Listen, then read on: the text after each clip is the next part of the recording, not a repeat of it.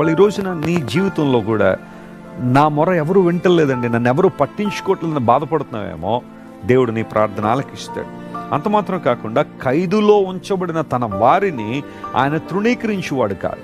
కొంతమంది ఏ నేరం లేకపోయినా, ఏ తప్పు లేకపోయినా అన్యాయంగా తీర్పు తీర్చబడి లేదా అన్యాయంగా నిందలు మోపబడి ఖైదులో ఉండేవాళ్ళు, చెరసాల్లో ఉండేవాళ్ళు ఉంటారు.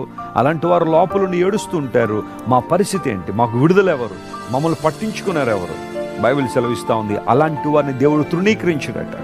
సమాజం నేను తృణీకరించచ్చేమో, సమాజం నీ గురించి తప్పుగా మాట్లాడచ్చేమో, కానీ నీ దేవుడు అలాంటి వాడు కాదు, నిన్ను తృణీకరించుడు ఆయన.